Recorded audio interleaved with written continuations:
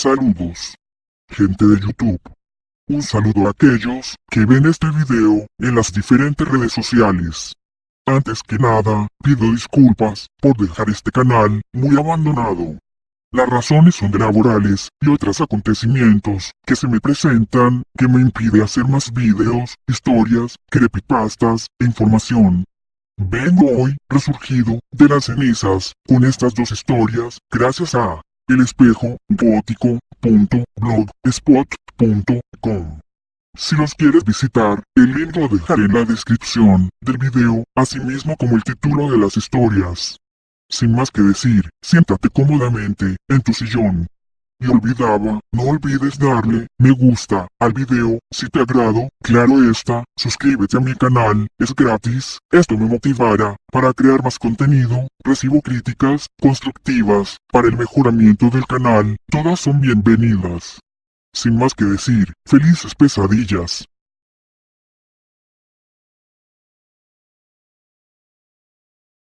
La casa embrujada. Fue por casualidad que Desmond llegó a la casa embrujada. Había estado fuera de Inglaterra durante 6 años, y tantos meses de feliz distancia le habían enseñado cuán fácilmente se desgaja uno de su lugar de origen. Había tomado habitaciones en Greyhound tras convencerse de que no había razón para que siguiera en el Gstead más tiempo que en cualquier otro sombrío lugar a las afueras de Londres. Escribió a todos sus amigos cuyas direcciones recordaba y se dispuso a esperar la respuesta a sus cartas. Quería hablar con alguien, pero no tenía con quién hacerlo. Mientras, se tumbaba en el largo sofá con el diario de avisos entre las manos, y sus apacibles ojos grises seguían las líneas una tras otra con un aburrimiento intolerable. Esto fue lo que leyó. Una casa embrujada. Anunciante ansioso de que se investigue el fenómeno. Cualquier investigador acreditado recibirá todas las facilidades. Escribir a Weldon Prior, Museum Street, 237, Londres. Suena bien, se dijo. Conocía a Weldon Prior, era el tipo más bromista y zascandil de su club. Tenía que ser él, no era un hombre común. Además, no perdía nada con intentarlo, así que le envió un telegrama. Weldon Prior, Museum Street, 237, Londres. ¿Puedo pasar 1 o 2 días en su casa y ver al fantasma? William Desmond. Cuando al día siguiente regresó de dar un paseo, había un sobre amarillo sobre la amplia mesa Pembroke del salón. Encantado. Lo espero hoy mismo. Saque billete a Crittenden desde Charing Cross. Tren eléctrico. Weldon Prior, Rectoría de Ormehurst, Kent. ¡Perfecto!, se dijo Desmond y comenzó a hacer la maleta. Luego pidió en el bar un horario de trenes. Wilson, ese estupendo canalla. Será divertido verlo otra vez.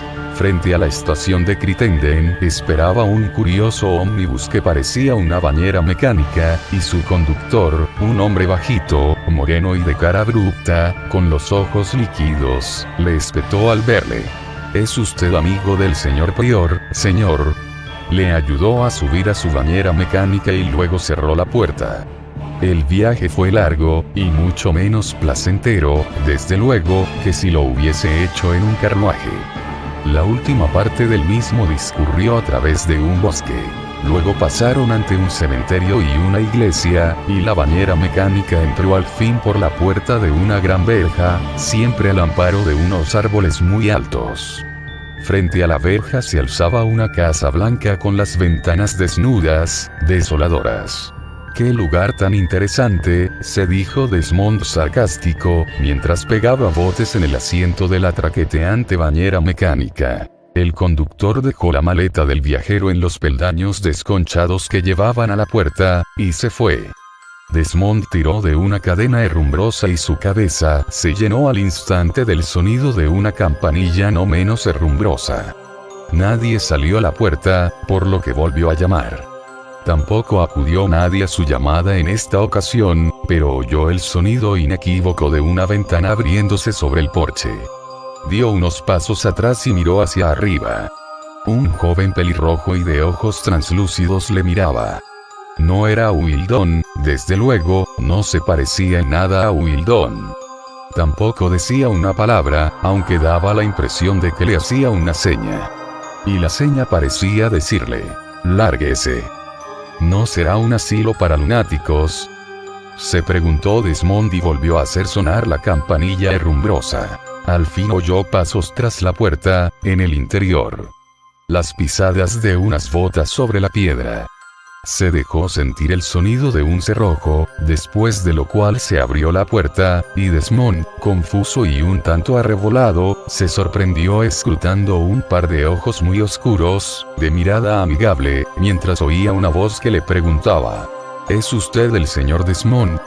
Entre, por favor, le ruego que me perdone. Quien así decía le ofreció una mano cálida, y tras estrechársela se vio siguiendo a un hombre en su edad más que madura, atractivo y elegante, imbuido de un gran aire de serenidad y dominio. Era justo eso que suele definirse como un hombre de mundo.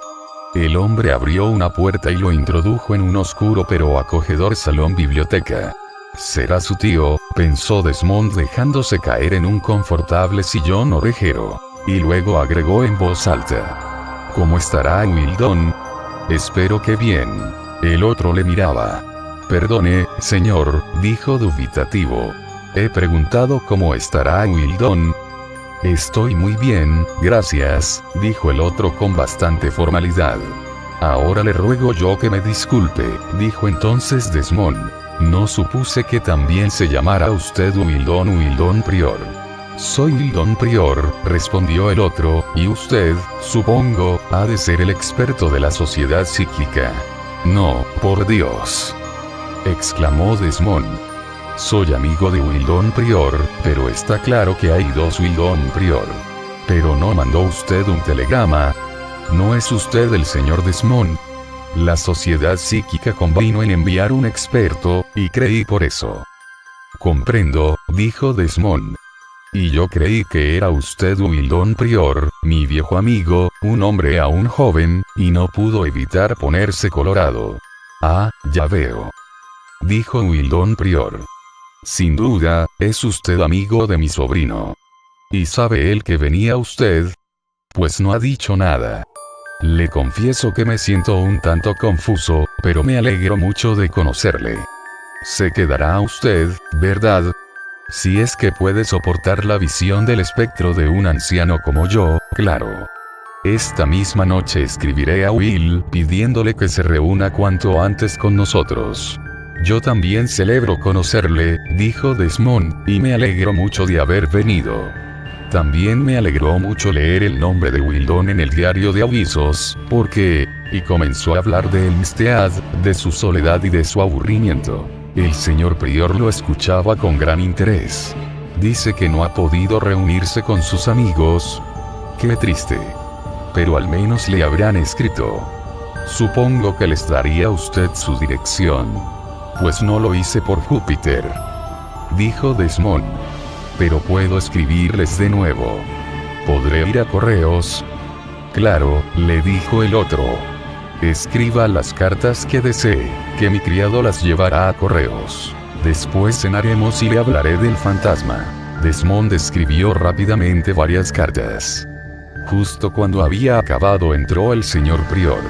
«Lo llevaré a usted a su habitación», le dijo tomando las cartas en sus largas manos, muy blancas.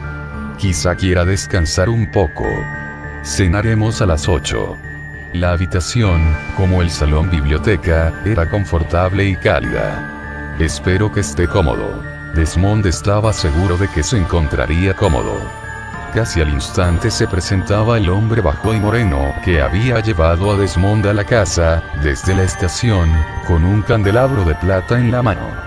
Avanzando desde las sombras de la puerta hasta ellos, entre los círculos de luz que arrojaban las velas, surgió entonces una figura. «Mi ayudante, el señor Verney», dijo el anfitrión al huésped, y Desmond alargó su mano para estrechar la mano blanda y húmeda de aquel hombre, que le pareció era el que se había asomado a la ventana cuando llegó a la casa, el que pareció hacerle un gesto diciéndole: «Lárguese». Quizá fuese Mr. Prior un médico que tuviera allí huéspedes de pago, por no decir pacientes, o chiflados, como pensó Desmond, pero Prior había dicho mi ayudante. ¿Sabe?, dijo Desmond a Prior. Lo tomé a usted por un clérigo. La rectoría, todo y eso. Pensé que Wildon, mi amigo Wildon, vivía con un tío que era clérigo. Oh, no, dijo Prior, solo tengo alquilada la rectoría. El rector opina que es un lugar muy húmedo, y la iglesia está abandonada. No pueden hacer frente a los gastos de su restauración. Sirva un vino al señor Desmond López. El hombre bajito y moreno de rostro abrupto le llenó una copa. Este lugar es magnífico para realizar mis experimentos, siguió diciendo Prior. Digamos que sé un poco de química, señor Desmond, materia en la que me asiste Verney. Verney susurró algo parecido a: es un orgullo para mí, hundiéndose de nuevo en su silencio. Todos tenemos nuestro hobby, continuó Prior, y el mío es la química. Felizmente, dispongo de una buena renta que me permite ocuparme de ello. Wildon, mi sobrino, ya sabe, se ríe de mí y llama a la química la ciencia de los malos olores, pero le aseguro que es algo que lo absorbe a uno por completo. Sí, es un hobby muy absorbente. Una vez hubieron cenado, Verney salió del salón comedor, mientras Desmond y su anfitrión estiraban los pies para ponerlos cuanto más cerca pudieran del fuego del hogar, eso que Prior llamó la reconfortante caricia del fuego, pues la noche comenzaba a ser fría. Y ahora, dijo Desmond, ¿querría contarme la historia de ese fantasma? El otro echó un vistazo alrededor del salón. La verdad es que no puede decirse que sea una historia de fantasmas, ni siquiera la historia de un fantasma. Ocurre que, bueno, a mí nunca me ha pasado, pero sí a Verney, pobre muchacho. Y eso le ha destrozado los nervios, no ha vuelto a ser el mismo. Desmond notó que algo temblaba dentro de sí. ¿La habitación embrujada es la mía?, preguntó al fin. No se puede hablar de una habitación, ni de una dependencia de la casa en concreto, dijo el otro, hablando muy despacio. Ni se puede hablar de que se le haya aparecido a alguien en concreto. Eso quiere decir que lo podría ver cualquiera. Es que, en realidad, nadie lo ve. No es el tipo de fantasma al que se ve o se oye. Puede que le parezca estúpido, pero lo cierto es que no comprendo una palabra, dijo Desmond, sorprendido. ¿Cómo va a ser un fantasma, si no se le ve ni se le oye? Bueno, yo no he dicho que sea realmente un fantasma, precisó Prior. Solo digo que en esta casa hay algo que no es normal. Varios de mis ayudantes han tenido que irse de aquí sucesivamente. Ese algo les afectó los nervios. ¿Y qué ha sido de esos ayudantes suyos?, preguntó Desmond. Bueno, no lo sé, se fueron, ya sabe, respondió Prior vagamente. Uno no va a esperar que la gente quiera sacrificar su salud. Claro, a veces pienso, ya sabe usted, señor Desmond, que hay mucho cotilleo en los pueblos. A veces pienso que hay gente dispuesta a asustarse por lo que sea. Y entre esos cotilleos de los que hablo hay mucha fantasía. Confío en que el experto que nos envíe la sociedad psíquica no sea un neurótico más. Aunque también es verdad que aún sin ser un neurótico, uno puede, pero no, usted no cree en fantasmas, señor Desmond. Su sentido común, tan anglosajón, se lo impide. Mucho me temo que no soy exactamente anglosajón, replicó Desmond. Por parte de padre soy completamente celta, aunque la verdad es que no doy mucha importancia a la raza. ¿Y por parte de madre?, preguntó Prior con gran interés. Era el suyo un interés que pareció desproporcionado e intempestivo, ante la forma en que Desmond había planteado la cuestión. Eso hizo que sintiera un cierto grado de resentimiento hacia su anfitrión, al que de pronto comenzó a percibir como un antagonista. Bueno, respondió como si nada, creo que tengo algo de sangre china. De hecho me he llevado muy bien con la gente de Shanghái, aunque allí me decían que por mi nariz, a buen seguro tuve un antepasado indio piel roja. Supongo que no tendrá usted sangre negra, preguntó el anfitrión, con una insistencia bastante descortés. Pues no sabría decirlo, respondió Desmond a punto de echarse a reír, pero conteniéndose. Mi cabello, ya lo ve, es más bien rizado, y la verdad es que muchos de mis antepasados por parte de madre anduvieron por las Indias occidentales. Debo entender que está usted interesado en las diferencias raciales. No exactamente, no, dijo Prior un tanto sorprendido por la pregunta. Pero comprenda que puedan interesarme algunos detalles sobre su familia, señor Desmond. Me parece, añadió con una sonrisa tan enigmática como afable, que usted y yo vamos a ser buenos amigos. Desmond no podía decirse a qué era debida aquella sensación de desagrado que experimentaba, una sensación que se había impuesto a la primera y tan placentera de confort, pues hasta entonces se sintió muy bien atendido por aquel hombre. Es usted muy amable, dijo Desmond, le agradezco que se preocupe tanto de un extraño como yo. Prior volvió a sonreír. Tomó un cigarro de la caja de puros, se sirvió whisky con soda, y comenzó a contar, al fin, la historia de la casa. Los primeros cimientos de la casa datan, a buen seguro, del siglo XIII, dijo. Esto fue un priorato, ya sabe. Hay una leyenda según la cual el propio rey Enrique VIII le dio tal consideración cuando comenzó a desamortizar los monasterios.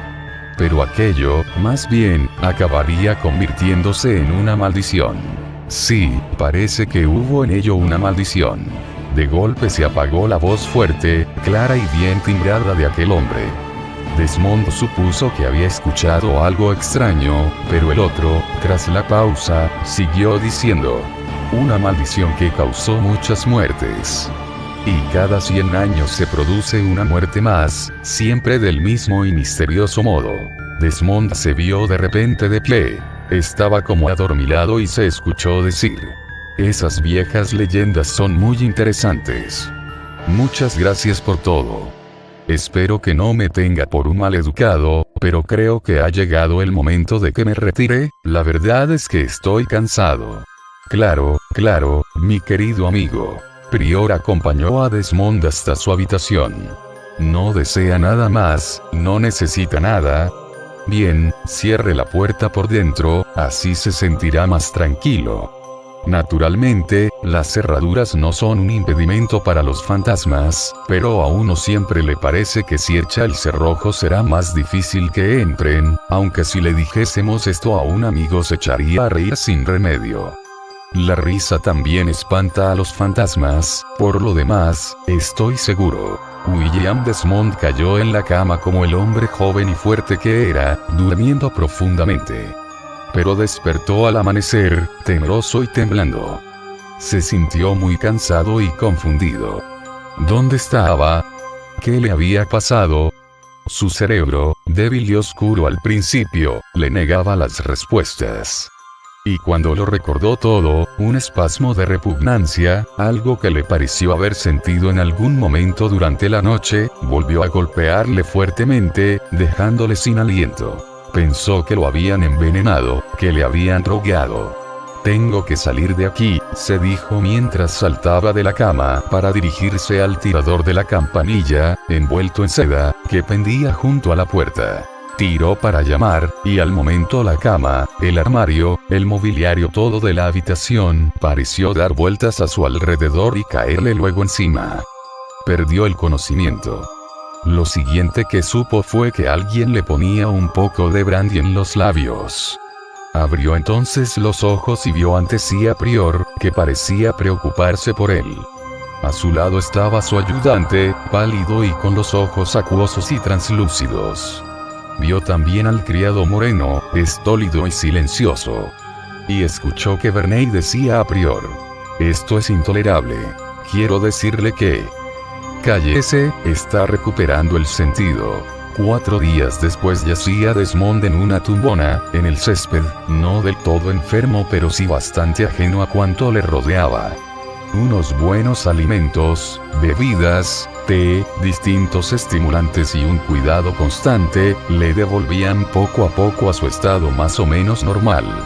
Se preguntaba a veces por aquella vaga sospecha suya, que recordaba con no menor vaguedad, de su primera noche en la casa. Pero todos ellos, con sus atenciones, le demostraban que su sospecha era absurda, por mucho que estuviese en una casa embrujada. ¿Pero qué me ha hecho caer en este estado?, preguntó por enésima vez a su anfitrión. ¿Por qué razón yo mismo me siento como si fuera un imbécil?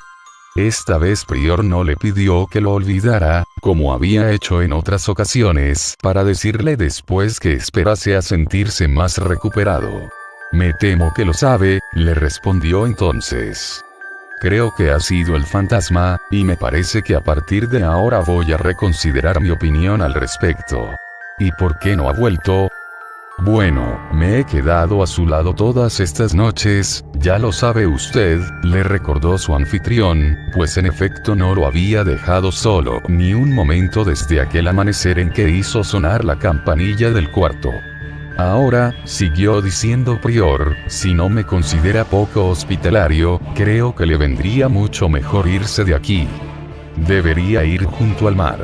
Supongo que no he recibido correspondencia, dijo Desmond con cierto desaliento. Nada. ¿Puso usted el remite correcto? Rectoría Ormehurst, Crittenden, Kent, ya sabe. Creo que no puse Crittenden, dijo Desmond. Copié la dirección de su telegrama, dijo sacando el papel rosado de su bolsillo. Pues será por eso, dijo el otro. Ha sido culpa suya, señor, dijo Desmond abruptamente. Eso no tiene sentido, joven, replicó el otro con benevolencia. Solo deseo que venga Willie, pero ese bandido nunca escribe si no es para enviar un telegrama diciendo que no puede venir. Supongo que se lo estará pasando muy bien por ahí, dijo Desmond con envidia. Pero, escuche, cuénteme más sobre ese fantasma, si es que realmente hay algo que contar. Ya estoy bastante bien, me siento tranquilo y recuperado, y me gustaría saber por qué he llegado a enloquecer de este modo. Bien, Prior miró a su alrededor, contemplando el rojo y el dorado de las dalias y los girasoles, luminosos bajo el sol de septiembre. Aquí y ahora, no tengo noticia de que ese supuesto fantasma cause realmente daño. ¿Recuerda la historia que le conté acerca de aquel hombre que recibió de Enrique VIII esta casa? ¿Recuerda usted lo que le dije de una maldición? La esposa de aquel hombre fue enterrada en la cripta de la iglesia. Pues bien, hay sobre eso algunas leyendas. Le confieso que deseaba ardientemente ver esa tumba, por lo que entré allí. Esa cripta estaba cerrada por una puerta de hierro, que abrí con una vieja llave. Pero no pude cerrarla de nuevo. ¿De veras?, se asombró Desmond. Supondrá usted que llamé a un cerrajero, claro. Pero no lo hice. Verá, esa pequeña cripta me pareció un buen lugar para instalar un laboratorio suplementario. Además, si hubiera llamado a alguien para que viese la cerradura, habría ido contándolo por ahí. Tendría que haber dejado, al cabo, mi laboratorio, quizá también mi casa. Comprendo. Pero lo más curioso, siguió diciendo Prior, ahora en voz más baja, es que fue a partir de ese instante cuando la casa se tornó, digamos, embrujada. Fue a partir de ese momento cuando comenzaron a suceder esas cosas. ¿Qué cosas? Pues que algunas personas que caían por aquí enfermaban de repente, como usted mismo, y que como consecuencia de esa especie de ataque sufrido padecían de pérdida de sangre.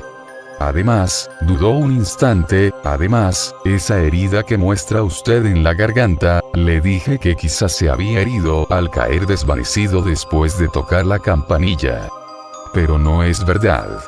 Lo cierto es que usted tiene en la garganta esa misma herida pequeña y reblandecida, un tanto blanquecina, que mostraban los demás.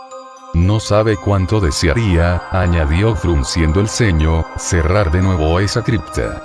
Pero la vieja llave no sirve. Me pregunto si yo mismo podría hacer algo, dijo Desmond, secretamente convencido de que en realidad se había herido en la garganta al caer sin sentido, y que la historia que le contaba su anfitrión, era, sin más, cosa de lunáticos. Total, poniendo una nueva cerradura se acababa el caso. Soy ingeniero, señor, siguió diciendo con cierta altivez tras una pausa, mientras se levantaba de la tumbona. Pero es posible que ni siquiera haga falta cambiar la cerradura. Puede que con un poco de aceite, sin más. Bien, echemos un vistazo a esa cerradura. Siguió a Prior hasta la iglesia. Con una llave grande y brillante, que abría bien, entraron en el recinto, húmedo y con musgo en el suelo. La hiedra cubría las ventanas destrozadas, y el azul del cielo parecía estrellarse contra los agujeros del tejado. Otra llave abrió una puerta baja y de roble macizo que había más allá de lo que en tiempos fuera la capilla de la Virgen y, tras abrirla, Prior se detuvo para encender una vela que había en una palmatoria, sobre una repisa excavada en la piedra. Luego bajaron por unos peldaños cubiertos de polvo y de borde desgastado. Era una cripta típicamente normanda, de belleza muy sencilla. Al fondo de la misma había un hueco al que impedía el acceso una reja antigua y muy bien trabajada, tras de la cual había una puerta de hierro. Antiguamente se pensaba que las rejas y las puertas de hierro brindaban protección contra la hechicería, dijo Prior. Esta es la cerradura, dijo alumbrándola con la vela. La puerta estaba entreabierta. Entraron, pues la cerradura estaba justo del lado contrario de la puerta. Desmond trabajó apenas un minuto, impregnando el mecanismo con una pluma de ave untada en aceite. Luego giró la llave perfectamente en el interior de la cerradura, a un lado y otro. Creo que ya está, dijo alzando los ojos, con una rodilla hincada en el suelo y la llave en la mano, girándola una y otra vez en el interior de la cerradura. ¿Me permite? Prior tomó el lugar de Desmond, metió la llave en la cerradura, la hizo girar, la sacó después y se incorporó. Entonces cayeron al suelo de piedra la palmatoria y la llave, y el anciano se abalanzó sobre Desmond. Ya lo tengo. Gruñó en la oscuridad, y Desmond comprendió que las manos de aquel hombre eran garras, y que su voz era el rugido de una bestia. Desmond intentaba resistirse utilizando sus brazos. El otro lo tenía férrea, violentamente atrapado. Sacó una cuerda de algún lado y comenzó a amarrar las manos de Desmond. Desmond odiaba considerar que chillaba en medio de la oscuridad como una liebre atrapada. Entonces recordó que era un hombre y comenzó a gritar: ¡Socorro! ¡Socorro! ¡Socorro! Pero sintió de inmediato una mano en la boca, y luego que un pañuelo anudado a su nuca se la tapaba. Ahora estaba en el suelo, debatiéndose, resistiéndose inútilmente contra algo. Las manos de Prior ya le habían soltado. Créame, dijo Prior sin resuello, mientras encendía un fósforo que mostró a Desmond en el suelo de piedra, junto a una pared de nichos en los que había, supuso él, ataúdes. Créame que siento mucho hacer lo que hago, pero la ciencia está por encima de la amistad, mi querido Desmond. Su voz sonaba ahora franca y amistosa. Voy a explicarle el porqué de mi proceder, y estoy seguro de que sabrá comprenderme. Verá que un hombre de honor no podría actuar de otra manera.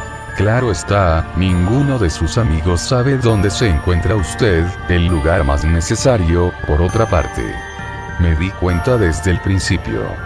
Pero permita que me explique, pues no creo que lo pueda entender usted por las buenas. No importa. Soy el más grande científico desde Newton, y crea que lo digo sin la menor vanidad. Sé cómo modificar la naturaleza de los hombres. Puedo hacer de un hombre lo que me venga en gana. Y todo, mediante una simple transfusión de sangre.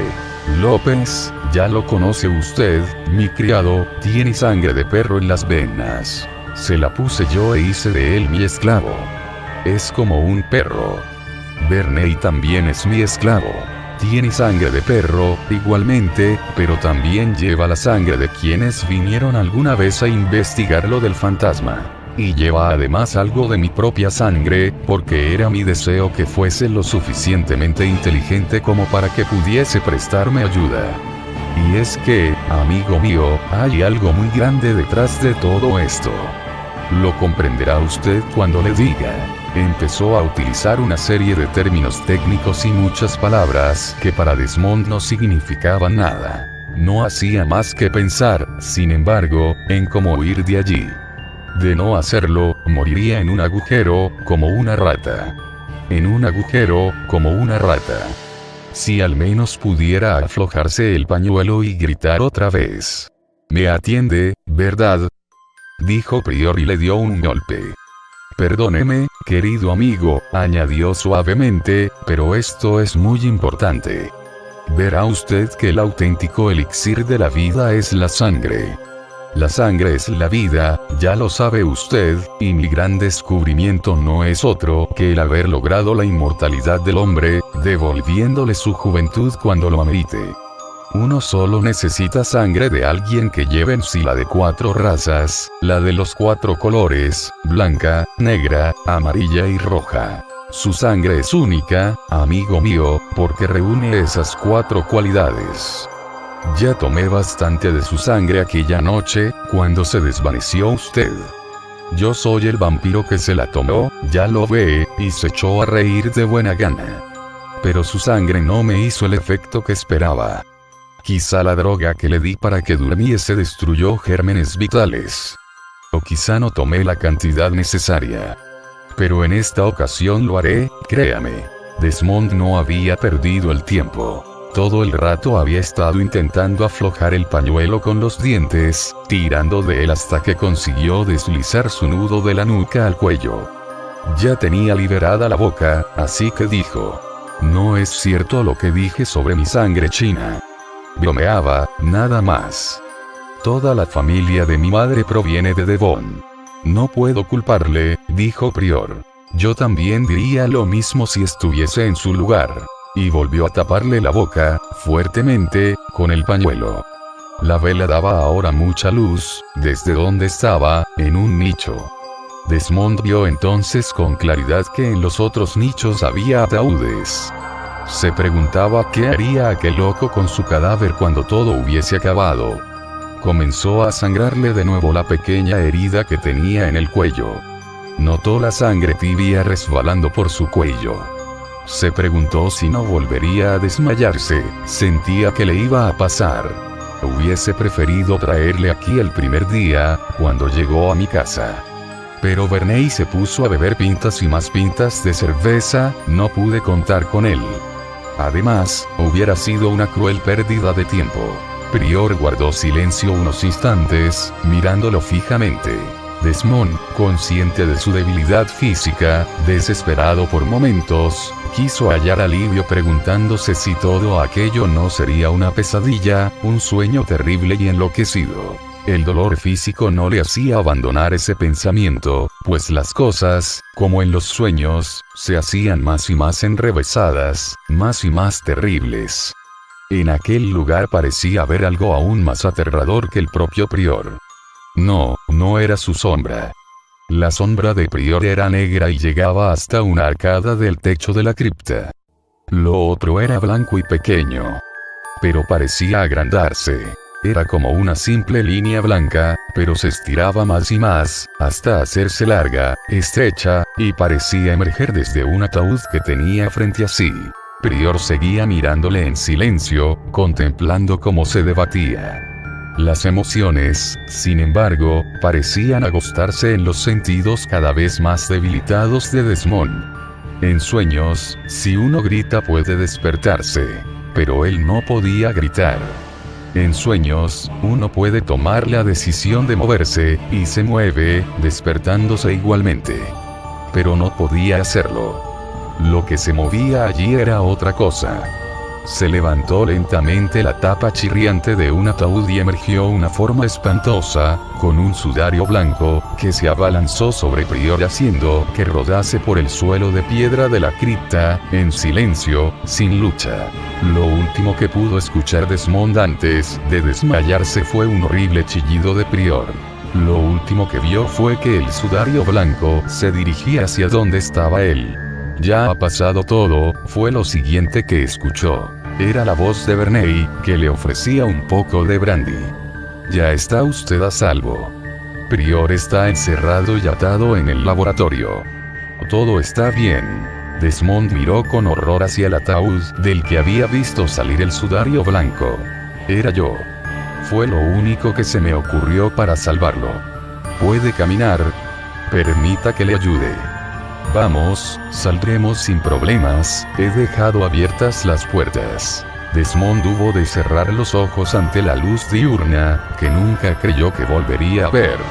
Allí estaba al poco, de nuevo en la tumbona del césped, mirando ahora el reloj de sol que había en la fachada de la casa. Todo había sucedido en menos de 50 minutos. Cuénteme, pidió a Verney, que comenzó a contárselo todo sucintamente, haciendo alguna corta pausa. Quise prevenirle, recuerde que salí a la ventana.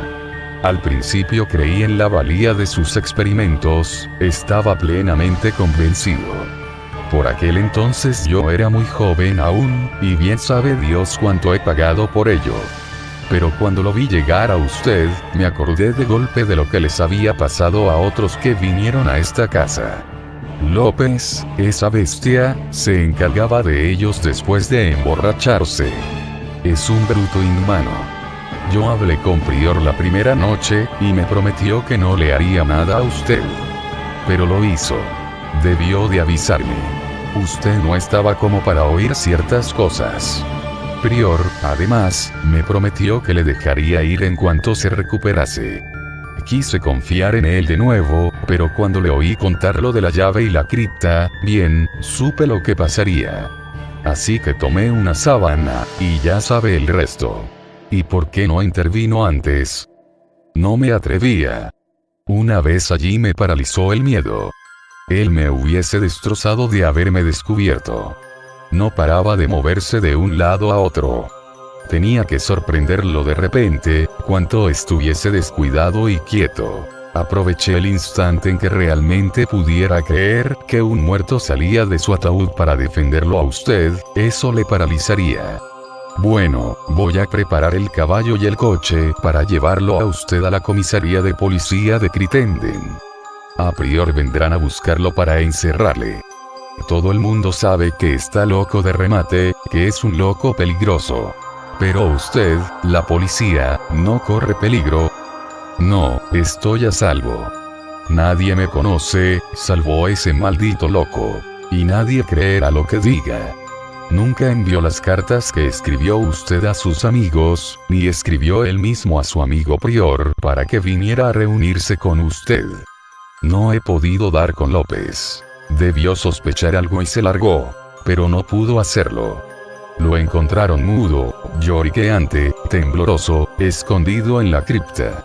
Llegaron varios policías, media docena de ellos, por lo menos, para llevarse al viejo loco de la casa embrujada. El señor enmudeció tanto como su criado. No dijo una palabra. No volvería a hablar desde aquel día. Edith Nesbit, 1858-1924. La compañera de juego. Laura Lear se preguntó si se acostumbraría alguna vez al encanto de su nuevo hogar. Aún sentía la necesidad de restregarse los ojos cada vez que miraba aquella casa de ensueño. Comparados con el estruendo y la luminosidad de Nueva York, la suave belleza y el verde silencio de Lichen Hall se le aparecían a la nueva dueña como un hechizo. Hacía solo un año que, tras la desaparición de su hermano mayor, muerto sin hijos, su esposo, Claude Alliard, había heredado la propiedad. Desde su matrimonio, los negocios habían mantenido a Claude en América. Así pues, Laura nunca se encontró con su pobre y paralizado cuñado. Sin embargo, pensó en él a menudo a causa de la profunda impresión que produjo en su imaginación su trágica historia. La pérdida precoz de su adorada esposa, el accidente que le convirtió en un lisiado sin esperanzas y finalmente la horrible tragedia de su única hija de 10 años, muerta en el incendio que, 12 años antes, destruyó un ala de Lichen Hall. La casa había sido restaurada tan hábilmente que resultaba difícil creer que se hubiera producido aquel incendio fatal, y, al principio, su nueva dueña se sintió tan cautivada por aquella atmósfera de paz que le resultó casi imposible asociar el lugar con algo tan terrible como la muerte de aquella pobre niña. Podría haber ocurrido allí algo así tan solo 12 años antes. Laura Lear tenía toda la notable adaptabilidad de las mujeres de su país y, cuando se sentaba en el gran vestíbulo, con su fina y delicada belleza brillando al parpadeo del fuego de la chimenea, tenía un aspecto maravilloso, perfectamente acorde con todo lo que la rodeaba. Había invitado a tomar el té al viejo vicario, cuyos ojos debilitados parpadeaban con admiración ante la gracia y la belleza de su anfitriona. Deseaba que no llegara el momento de terminar una visita tan agradable. Si me permite decirlo así, Lady Aliard, dijo, arrastrando de mala gana sus rígidos miembros y elevándolos de las profundidades del sillón donde había estado sentado, es muy agradable volver a tomar aquí un châtelaine. Lichenhall ha sido un lugar muy triste durante estos últimos 12 años. Sí, admitió Laura. Creo que mi pobre cuñado nunca consiguió superar la terrible tragedia de esa pobre niña. Un hombre roto es una frase que uno escucha a menudo, dijo el sacerdote, pero, afortunadamente, en el transcurso de toda mi vida, solo he podido conocer a un hombre a quien se pudiera aplicar justamente esa frase. Ese hombre fue su cuñado. Cumplió con su deber en este lugar. Nadie lo habría hecho mejor. Pero tras la muerte de su pequeña Daphne, las deudas fueron todo lo que le quedó en el mundo. No le quedó nada más. Para mí representó un gran dolor ver unas cenizas tan grises y ser incapaz de distinguir en ellas ni siquiera una pequeña chispa. Vivió tan solo. Durante todos aquellos últimos años apenas si hubo alguien que se acercara por aquí. Solo unos pocos y viejos amigos, pero siempre tuve la impresión de que él únicamente lo sufría por consideración a sus sentimientos. Laura emitió un murmullo de simpatía. Me pregunté a menudo por qué su esposo nunca vino por aquí. Lady Aliard, siguió diciendo el anciano. A pesar de los 20 años de edad que les separaban, siempre habían sido hermanos muy compenetrados. Parece extraño que no regresara ni una sola vez a su propia casa hasta que la heredó. Lo sé, dijo Laura. Mi esposo estaba muy atado por los negocios, pero, a pesar de todo, se las podría haber arreglado. Le pedí a menudo que viniéramos a hacer una visita, pero él siempre creía que el año siguiente sería mejor. No sé por qué pensaba así. Desde luego, Mr. Cloud, mi esposo es muy sensible. Se encoge ante las desgracias. A veces pienso que, quizá, lo que le sucedía es que era incapaz de ver por sí mismo la miseria en que se encontraba su hermano. Posiblemente, admitió el vicario. Pero hubiera deseado verle por aquí. Podría haber significado un gran cambio en la situación. Laura detectó un tenue matiz de reproche en la voz amable del anciano. No es que no le guste este sitio, le aseguró. No le puedo decir cuánto significa para él. Lo sé, Lady Aliard, lo sé. Cree que no le recuerdo de cuando era un chico. Su amor por esta casa era casi motivo de chanzas entre los miembros de su familia. En cierta ocasión le puso morado un ojo a otro chico por atreverse a decir que su casa era más hermosa que esta. Buenos tiempos aquellos en los que él y todas sus hermanas eran jóvenes. Los pálidos ojos del anciano vicario se abrieron mucho mientras miraba tristemente hacia el pasado. Siempre he pensado que lo que necesita este jardín son niños. Se le desperdicia cuando no hay nadie en él. Se lo puedo asegurar. Es una verdadera alegría ver a su hija pequeña rompiendo y arrancando la hierba de las terrazas. No le puedo decir lo feliz que Jacinthe se siente aquí, exclamó Laura. Se pasa todo el día como si estuviera en éxtasis. Bendígala, dijo el sacerdote. Qué maravillosa, sí, qué parecido tan extraordinario con... ¿Parecido? ¿Con quién? Con su pobre prima, con la pobre y pequeña Daphne. Seguramente, esa semejanza habrá impresionado a su esposo, ¿verdad? No, no. Al menos no me lo ha dicho así, aunque quizá, de ser cierto, no me lo diría. Ni siquiera después de todos estos años, puede soportar el hablar de su sobrina. Nunca menciona el nombre de Daphne. Sé que le causó una terrible impresión, admitió el vicario. Se sentía tan orgulloso de ella. Recuerdo que siempre estaba jugando con ella. Pero en realidad, la queríamos todos. Sí, existía una verdadera fascinación alrededor de la pequeña Daphne. Y era realmente como nuestra Jacinthe. Vaya si lo era, exclamó el sacerdote. Es el parecido más asombroso que he visto. Le aseguro que la primera vez me dejó muy asombrado cuando la vi observándome a través de unos arbustos. Sí, el verla me hizo volver 12 años atrás. Ahora tiene 10 años, ¿verdad? Laura sintió. ¿Lo ve? La pobre Daphne tenía exactamente la misma edad la última vez que la vi, el día antes de... Sí, aún la puedo ver, el mismo pelo rubio rodeando la palidez de su cara, los ojos grandes y la misma mirada de enojo, algo extraordinariamente vivaz. ¿De veras?, dijo Laura. Su voz tembló y el vestíbulo se nubló ante sus ojos, perturbada su visión por unas lágrimas. Sí, un parecido realmente extraordinario, siguió diciendo el anciano. Las voces también eran muy similares. Y su Hyacinth parece tener la misma pasión por el juego. Nunca había un ser con tal capacidad como Daphne para llenar el día. Siempre parecía desear poner más diversión de la que podía en cada hora. Era casi como si supiera de antemano que no tenía tiempo que perder. ¿Recuerda usted el pasaje de Maeterlinck sobre aquellos a quienes él llama les avertis? Sí, lo recuerdo. La voz de Laura era pesada. Bien, me tengo que marchar ahora. Gracias, querida señora, por la tarde tan agradable. De mis más queridos recuerdos a Doug, quiero decir a Hyacinth. Buenas tardes, Mr. Cloud.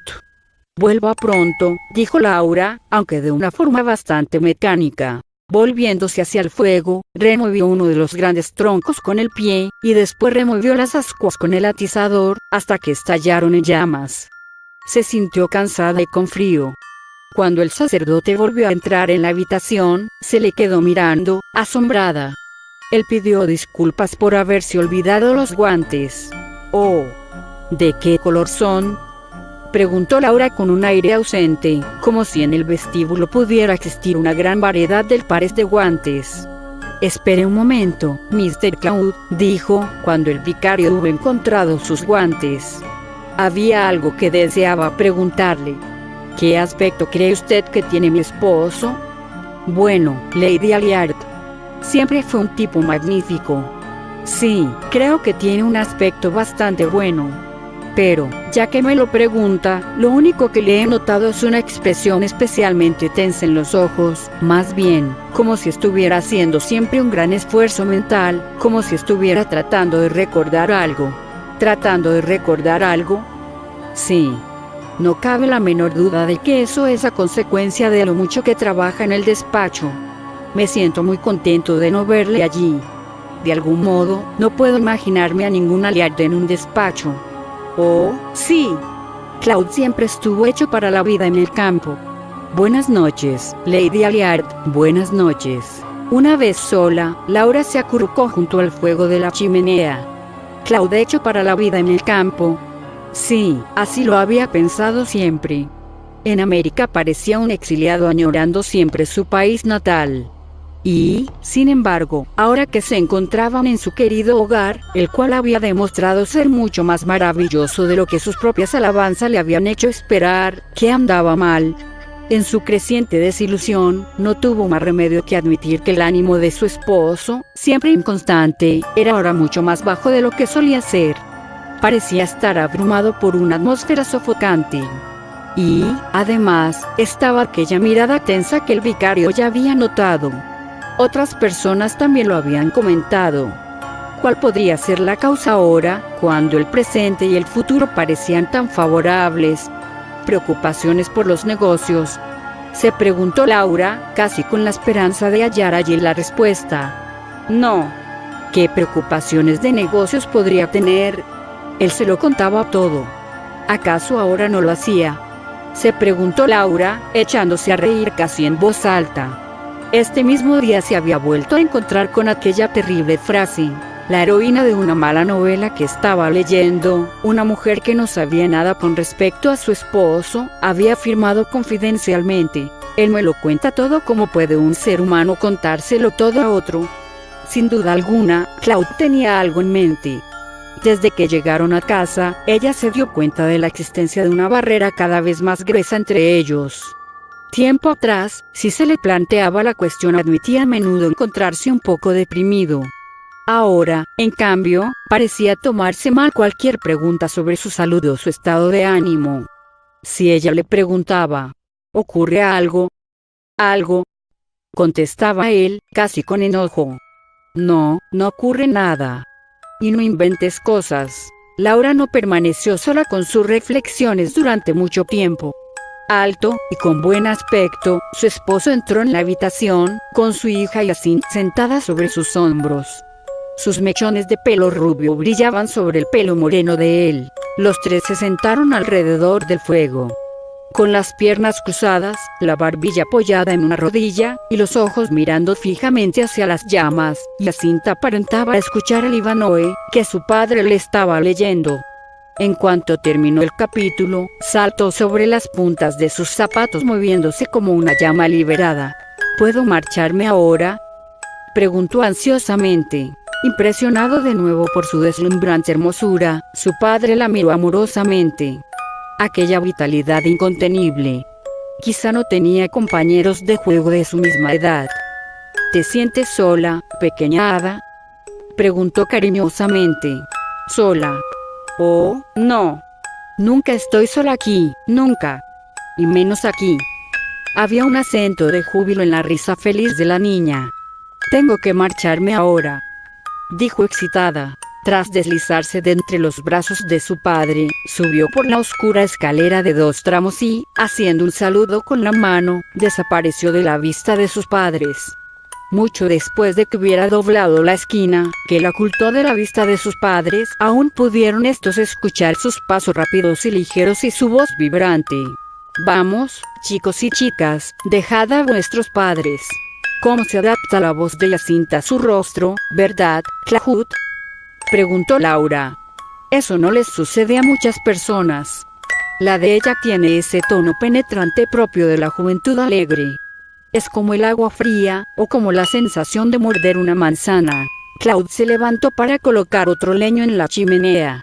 Laura, ¿qué quiere dar a entender Jacinthe cuando dice que nunca está sola aquí?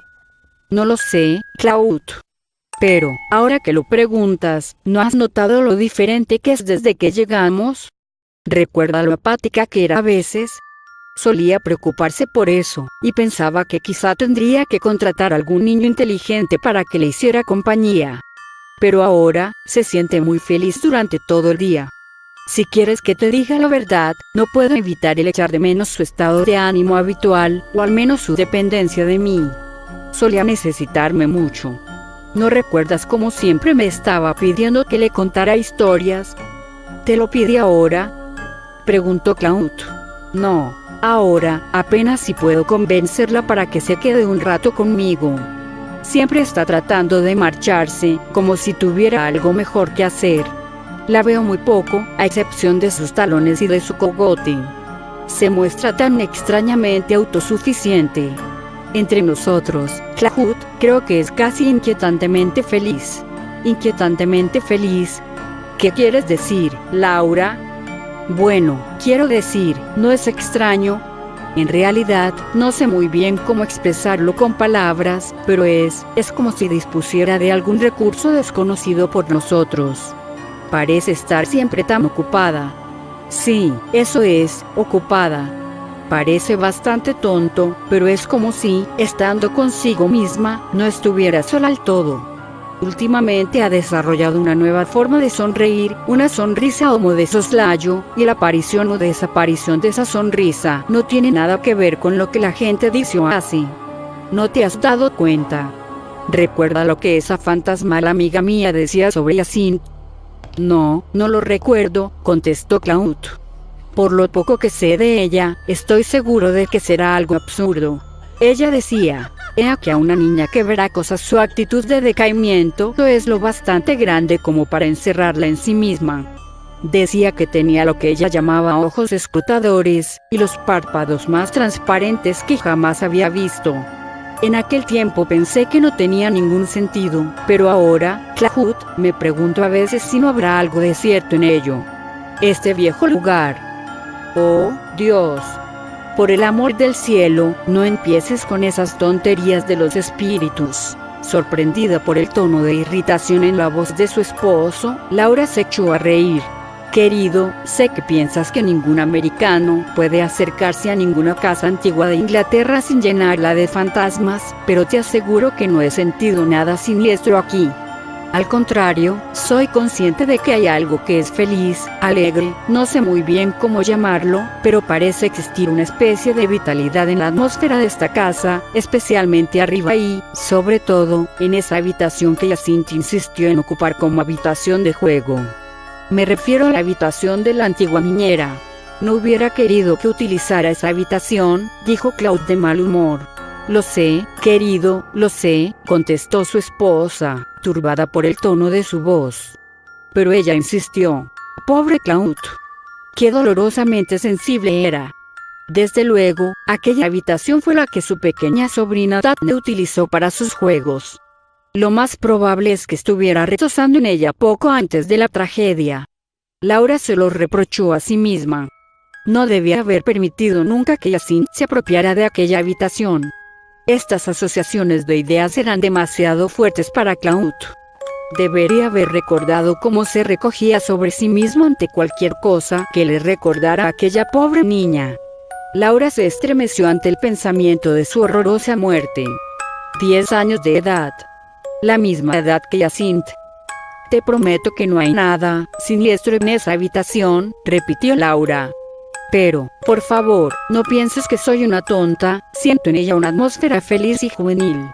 Cada vez que estoy sentada allí, surgen del pasado recuerdos de mi propia niñez que me envuelven. Siento entonces como los años se van deslizando, alejándose de mí, se echó a reír. No creas que estoy loca, pero a veces siento unos curiosos impulsos de ponerme a jugar, a bailar, a saltar. Los dedos de mis pies empiezan a moverse. Sí, es como si existiera una especie de invitación al juego en esa habitación. Pensarás que es demasiado absurdo, pero es como si esperara ver aparecer a alguien con quien poder jugar. Y, sin embargo, sé durante todo el tiempo que Jacinth está en la cama, durmiendo. A veces, también siento deseos de montarme en el viejo caballo de cartón y dar una buena galopada. Lo haría, si no tuviera miedo a ser descubierta por una de esas agrias criadas. En cierta ocasión, podría haber jurado que escuché unos pasos ligeros y apagados, y una especie de risa suave, imaginaciones, claro. Y, sin embargo, supongo que generaciones y generaciones de niños han jugado en esa habitación, ¿verdad? Sí, contestó Claude. El tono de su voz era lúgubre. Tras contestar, levantó el Times y lo mantuvo como un muro de separación entre él y su esposa, para evitar cualquier otro tipo de confidencias. Consciente de haberle irritado, Laura se marchó para decirle a Jacinth que era hora de irse a la cama. Tardó media hora en encontrarla. Estaba en el Emil y le resultó muy difícil engatusarla para que entrara en casa. Finalmente se la entregó a Bessie, la doncella. En el momento en que regresó al salón, su esposo se levantó y se dirigió a las habitaciones de arriba para desearle las buenas noches a Jacinth. Me temo que no encontrarás en la cama a esa pequeña casquivana, le dijo. Me ha costado mucho trabajo hacerla entrar en casa. Todas las noches sucede lo mismo. Por muy tarde que la deje, siempre protesta diciendo que apenas si ha tenido tiempo para jugar. ¿Que no tiene tiempo suficiente para jugar?, preguntó Claude. No será ella quien dice eso, ¿verdad? ¿No será Jacinth? Sí, lo dice ella, ¿por qué no habría de decirlo?, preguntó Laura, extrañada por la vehemencia de su esposo. Pero Claude se marchó del salón sin contestarle. Durante la cena, le preguntó por qué se había extrañado tanto ante las palabras de Jacinth. Él contestó que no tenía ni idea de a lo que se estaba refiriendo, y que no podía recordar las palabras dichas por Jacinth. Tenía que ser una de sus tontas suposiciones. Extrañada y dolorida, Laura abandonó la cuestión. Claude no tenía buen aspecto y ahora se le notaba mucho aquella expresión tensa. ¿Con qué palabra lo había descrito el vicario? Ah, sí. Como si estuviera tratando de recordar algo. No creía que fuera eso lo que sugerían aquellos ojos grises y cavernosos de Claude. Pero cuando trató de definirlo para sí misma, se sintió completamente desconcertada. Unos pocos días después, los Alliard se paseaban por el jardín. Soplaba un viento fuerte, los árboles estaban desnudos, y las hojas crujientes, del color del pelo de Jacinthe, alfombraban el camino a sus pies. Como siempre, sus pensamientos se volvieron hacia su adorada hija. Creo que Jacinthe tenía un color muy pálido durante el almuerzo, dijo Claude. Sí, contestó su esposa. Está comportándose como una niña traviesa.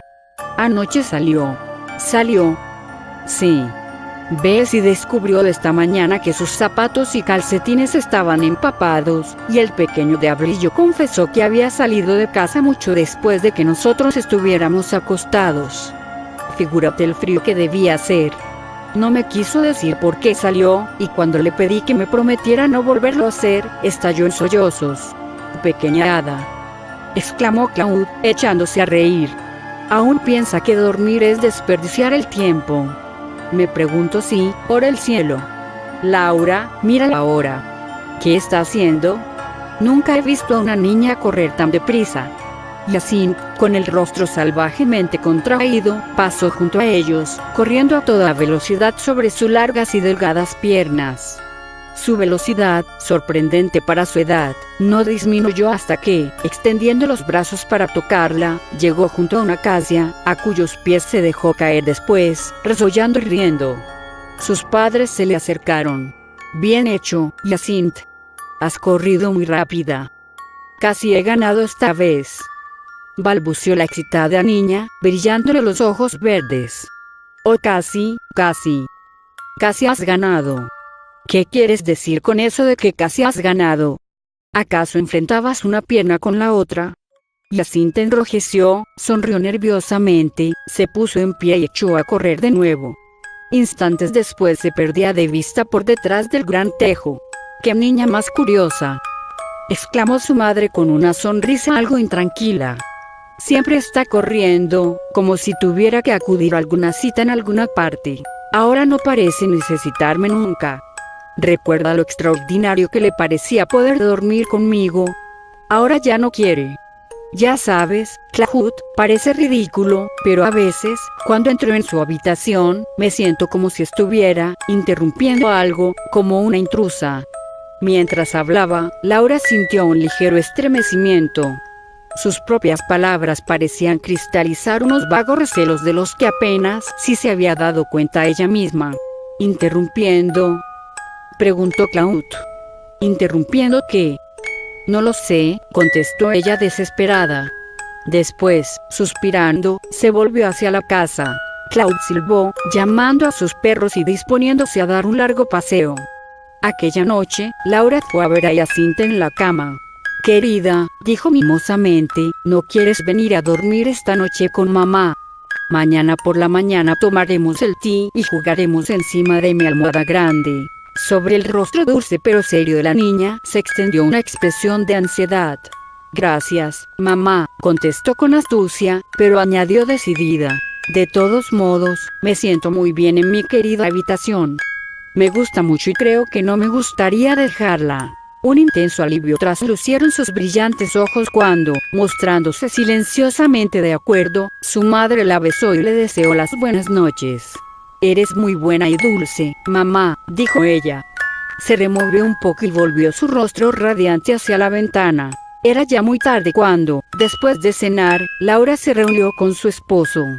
La gran ventana salediza del salón no tenía cortinas y la luz de la luna penetraba por ella, mezclando sus tenues rayos verdes con el brillo rojizo del gran fuego ante el que estaba sentado Claude, con un libro cerrado sobre las rodillas. ¿Dónde has estado todo este tiempo, Laura?, le preguntó, escudriñando su rostro.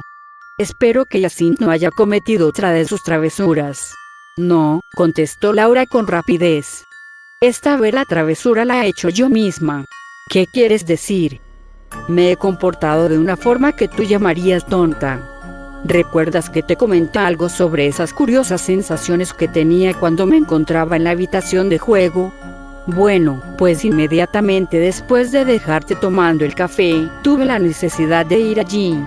No pongas mala cara, Claude, no lo pude evitar. Simplemente tenía que ir. Fueron mis pies los que me llevaron hasta allí. Bueno, pues mientras caminaba por el largo pasillo, escuché un sonido débil, como si algo estuviera rodando.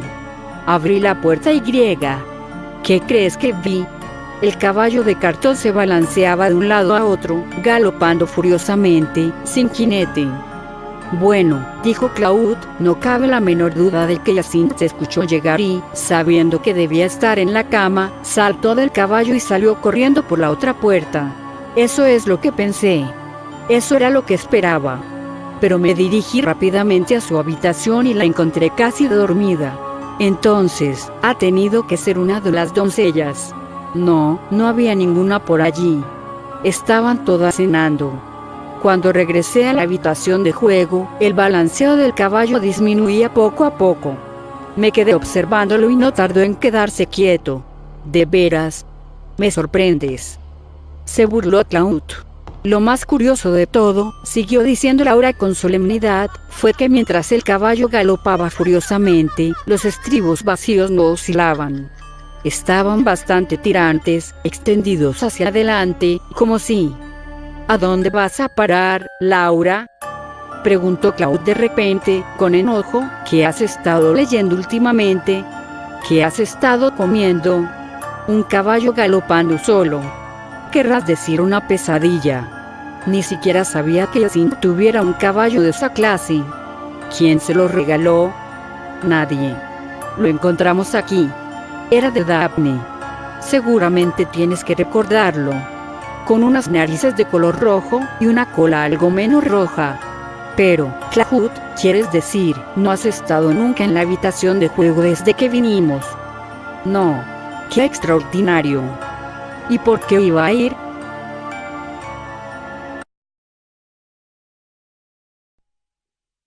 La voz de Claude era feroz y miraba fijamente a su esposa.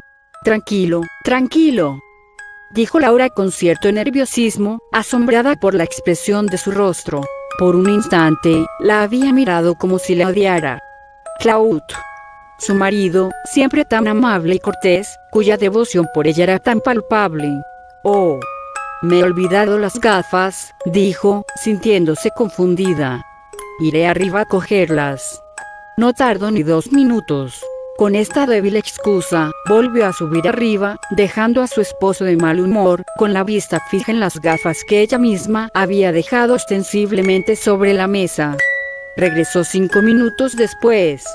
Al verla, Claude se dio cuenta de que, a pesar de haberse ruborizado, estaba muy pálida.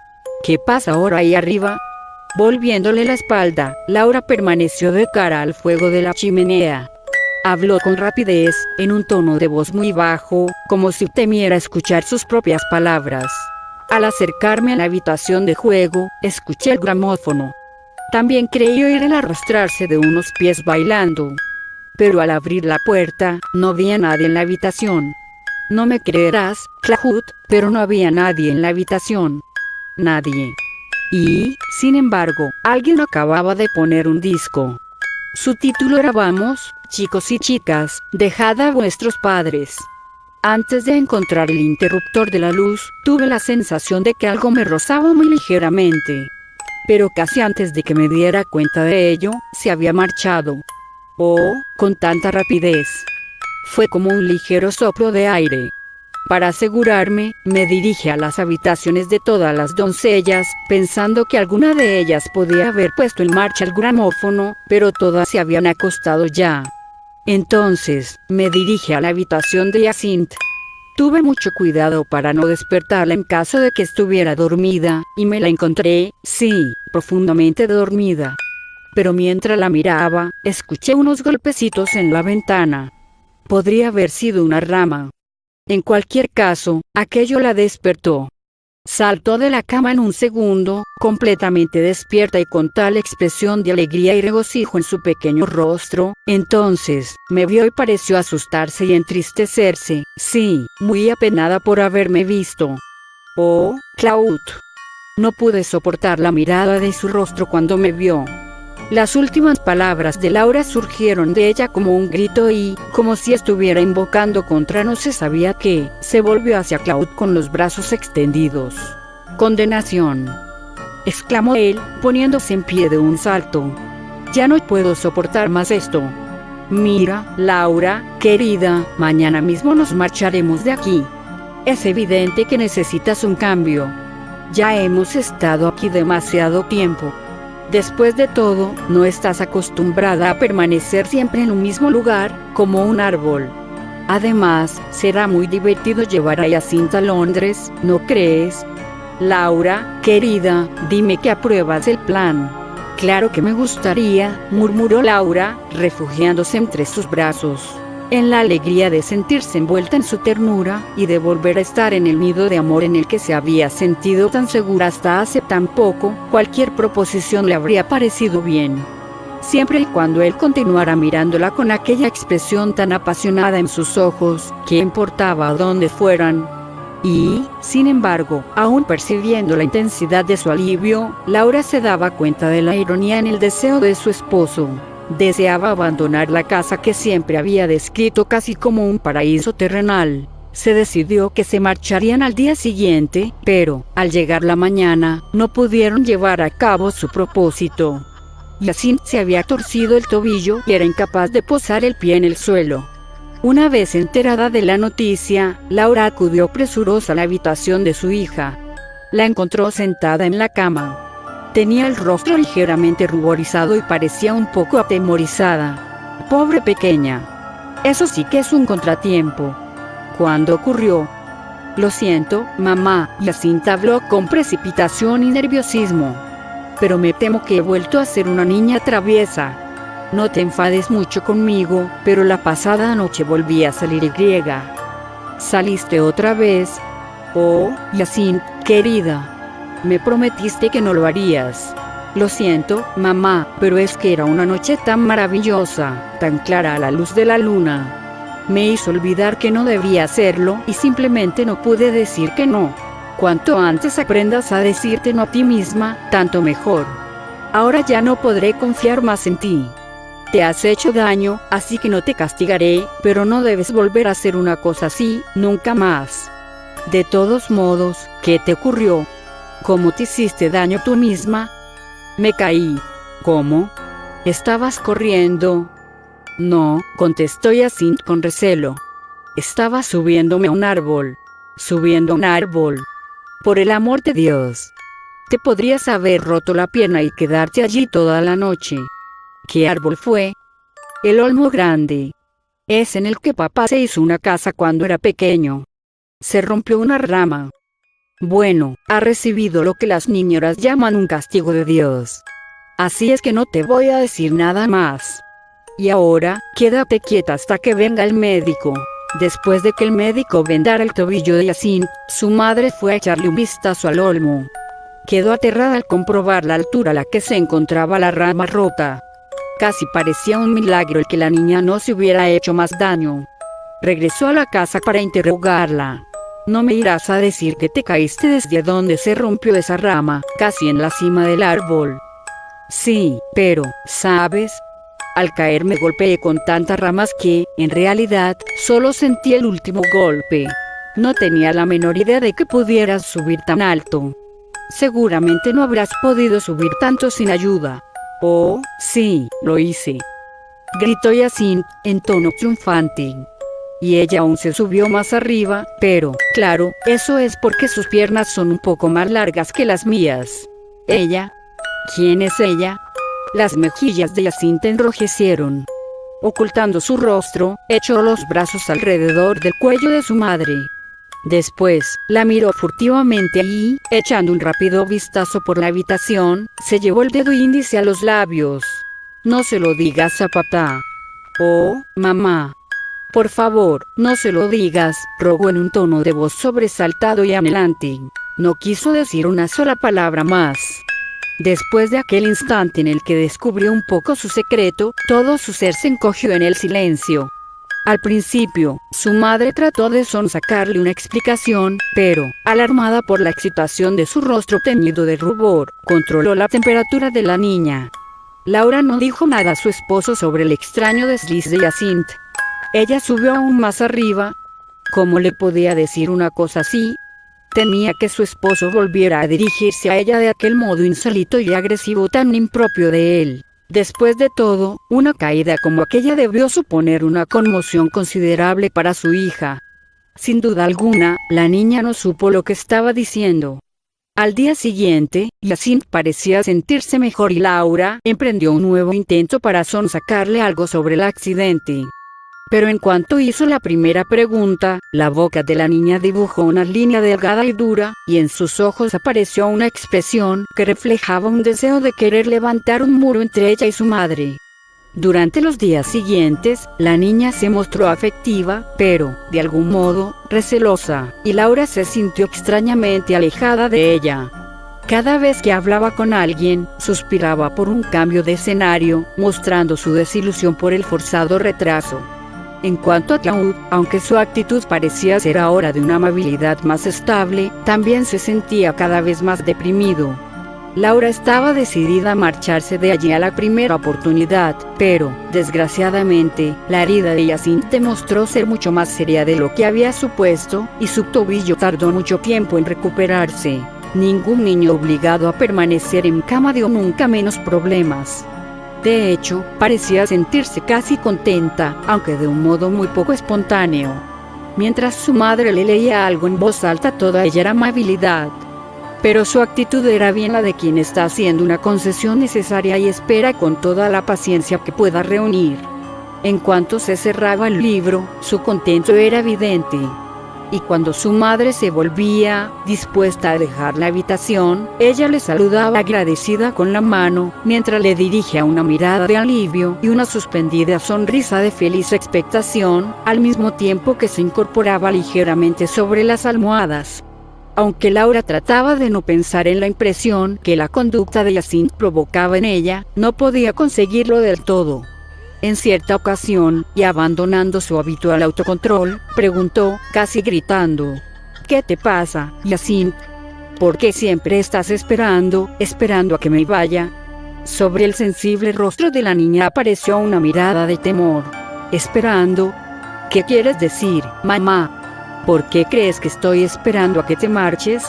Después, en un intento poco hábil por soslayar el tema, comenzó a hablar de cosas sin importancia: los gatitos pequeños de la gata, el nuevo jardinero, el pony que había coseado al mozo de caballos, cualquier cosa que le venía a la cabeza.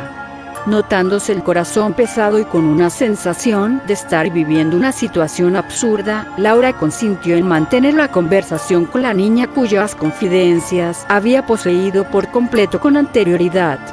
Aunque Yacine estaba llena de extraños deseos, lo que a su madre le pareció más extraño fue su insistencia en que le trajeran a su habitación el caballo de cartón. Pero, querida, ocupará mucho espacio. ¿Y de qué te va a servir si no le puedes montar? Pero el rostro pálido de Yacine mostró un gesto de obstinación. Lo quiero. Lo necesito, fue todo lo que pudo decir. Así pues, el viejo y estropeado caballo de cartón fue transportado a lo largo del pasillo y quedó con sus patas delanteras elevadas e inmóviles a los pies de la cama de la niña.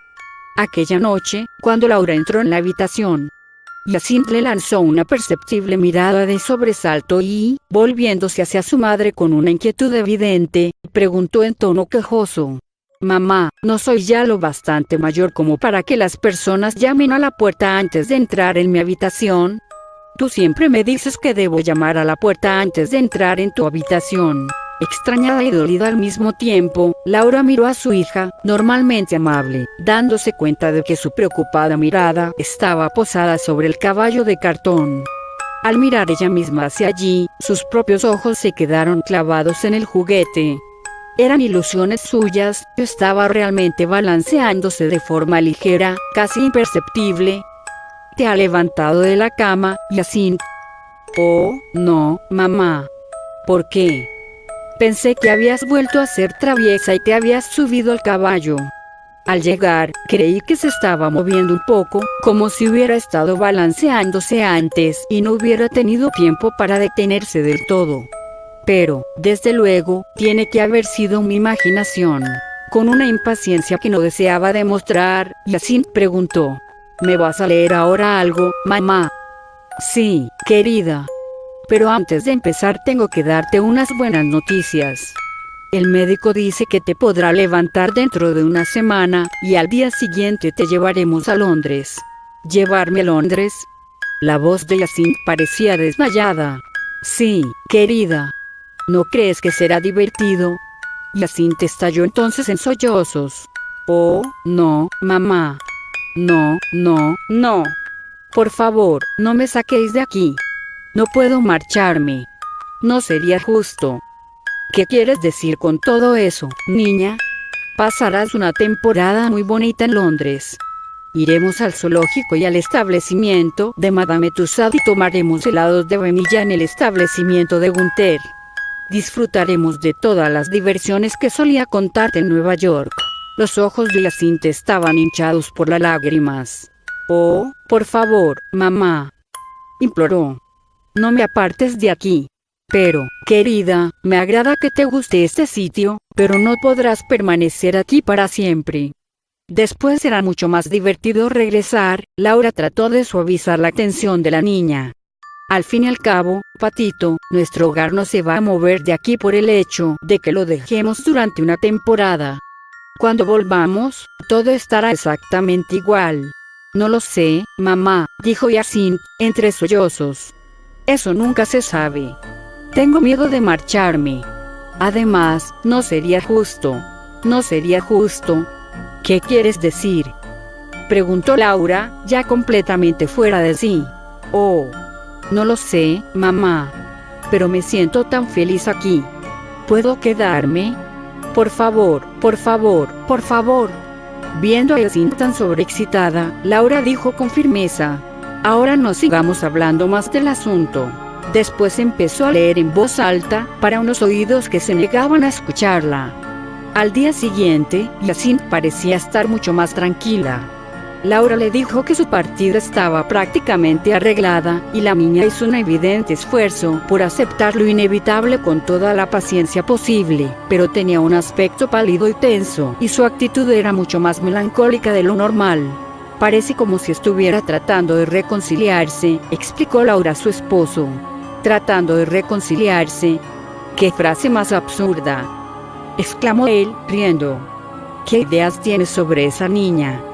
No tengo ninguna idea sobre ella, dijo Laura, asombrada ante la vehemencia de su propia voz. Laura se pasó la mayor parte de la Nochebuena decorando un pequeño árbol para Jacinthe. Cuando, todo lleno de relucientes oropeles, nueces doradas y brillantes adornos, lo llevó a la habitación de Jacinthe, la niña aplaudió encantada. Laura dejó el árbol sobre la mesa, diciéndole que venía enseguida a encender las velas. Al regresar, quedó sorprendida al encontrar la habitación suavemente iluminada por la trémula luz de las pequeñas velas. Jacinthe parecía dormida, pero se sentó en la cama en cuanto se abrió la puerta. Al suponer que la niña había persuadido a Bessie, la doncella, para que le encendiera las velas, Laura se limitó a decir: bueno, después de todo lo que me ha costado, creo que al menos podrías haberme esperado. No importa. Y ahora vamos a poner los pequeños regalos. Sintiéndose avergonzada, Jacinthe señaló las figuras coloreadas de 2 docenas de pequeños objetos. Su cama estaba cubierta de gorros de papel, pequeñas trompetillas y silbatos. Lo siento, mamá, no pude esperar, murmuró. Me gustan tantos las velas. Las llamas son muy divertidas, ¿verdad? ¿Puedo quedarme con algunos fuegos artificiales de los pequeños? Por favor, mamá. Me gusta tanto ver las llamas. No sé. Creo que los fuegos artificiales son demasiado peligrosos. Oh, no, mamá. No lo son. Por favor, dime que puedo quedarme con algunos. Ya sé.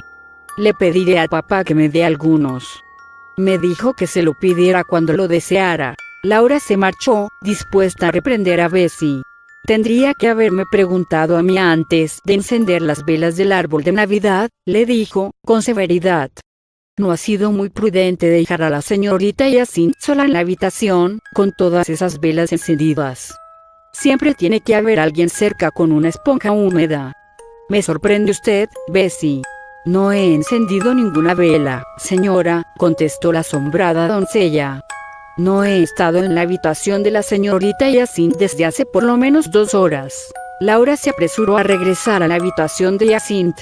No quiero regañarte el día de Nochebuena, pero ha sido una acción muy traviesa por tu parte levantarte de la cama para encender las velas, cuando sabes perfectamente que se te ha prohibido poner el pie en el suelo. Por otra parte, ¿no te parece bastante egoísta poner los regalos tú sola? Lo siento, mamá, dijo la niña. Lo siento tanto. Impetuosamente arrojó los brazos alrededor del cuello de su madre y la besó con rapidez y cariño, como solía hacer en los días en que estaba sola. Finalmente, el tobillo de Jacinth estuvo lo bastante bien como para permitir a los Alliard hacer todos los preparativos para marcharse al día siguiente. Aquella noche, Claude tenía que cenar con un antiguo compañero de escuela que vivía a unos 6 kilómetros de distancia. Antes de marcharse, subió a la habitación de Jacinth para desearle las buenas noches. Su baúl, medio empacado, estaba abierto y ella se encontraba muy atareada, yendo de un lado a otro de la habitación. Echó a correr hacia él y le rodeó el cuello con sus brazos. «No me estropee la corbata», gritó él. «No me importa tu corbata», dijo ella, riendo. «Oh, papá, querido papá. Gracias, muchas gracias por esa maravillosa caja de fuegos artificiales. ¿No te parecen magníficos? Mira esas maravillosas imágenes de la tapa. Petardos, ruedas catalinas y todo. Oh, ya han llegado. Bueno, ya sabes que no debes tocarlos por nada del mundo. Te los encenderé la primera noche que volvamos a casa. Ahora, me los llevaré y los dejaré bien guardados en algún lugar seguro. Oh, no se pueden quedar aquí, papá. Me gusta mucho mirar los dibujos de la tapa. Desde luego que no. No puedo estar seguro de que no los vayas a tocar». Jacinth se ruborizó y puso mala cara. De pronto se volvió hacia la ventana. «Oh, mira, papá», exclamó, señalando el cielo. «Mira la gran lechuza blanca. Oh, qué maravillosa casquivana». «No, papá. No estás mirando hacia donde yo te señalo. No la puedes ver. Ha volado ahora sobre la torre de la iglesia. Allí». Pero, por mucho que miró, Claude no pudo ver la lechuza. Aún estaba intentando distinguirla, dejándose guiar por el dedo errático de Jacinth cuando llegó el mayordomo, anunciándole que su coche estaba listo. «Bueno, no tengo más remedio que dejar tranquila a esa lechuza», dijo. «Mi amigo es un gran amante de la puntualidad». Y dando un beso a Jacinth, que no hizo ningún esfuerzo por detenerle, se marchó rápidamente, olvidando por completo su regalo, la caja de fuegos artificiales, que quedó sobre la mesa. Cuando estaba a punto de subirse al coche escuchó una voz. «Hasta lueguito». Recordando entonces una de las habilidades de Jacinth, podía imitar a una lechuza silbando a través de las manos, levantó la mirada hacia la ventana. Sí, allí estaba, asomada al exterior, a la luz de la luna, con la cabeza brillante y el rostro rodeado por un extraño y mágico hálito. Claude quedó sorprendido por su belleza. «Vete a la cama, diablillo», le gritó. Jacinth le saludó con sus delgados y blancos brazos. «Buenas noches, papá. Y hasta mañana». Aunque hacía un frío cortante, la noche, tranquila y llena de estrellas, era tan hermosa que Claude decidió regresar a pie a casa. Él y su amigo tenían muchas cosas que decirse, y cuando emprendió el camino de regreso ya era más de medianoche. Mientras caminaba a través de los campos helados, empezó a sentir la falta de su coche. El silencio, frío y claro, solo se veía interrumpido por sus propios pasos, el canto ocasional de una lechuza, y el lejano ladrido de algún perro solitario. Se sintió demasiado solo en aquel mundo blanco y abandonado. El presente, en el que Claude siempre trataba de instalarse cómodamente, se alejaba y se desvanecía. Sin poder alguno para protegerle del pasado, se fue convirtiendo en una neblina que poco a poco se disolvía.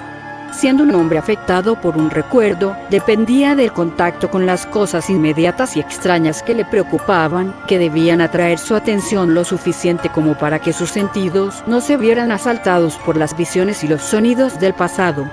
Precisamente ahora, se sentía impulsado hacia el pasado, completamente indefenso, a pesar de todos los años transcurridos. Después de todo, ¿qué eran el espacio y el tiempo sino simples modos del pensamiento? No puede existir ninguna distancia artificial entre uno mismo y su experiencia. ¿De qué le había servido a él el llamado paso del tiempo? De nada. Claude Alliard había pagado muy duro su herencia. Aquella expresión tensa que sus amigos notaban en su rostro no se debía al esfuerzo por recordar, sino al esfuerzo por olvidar, por arrojar de su conciencia recuerdos que no le dejaban ningún respiro. Y si busco el olvido de una hora, acorto la estatura de mi alma.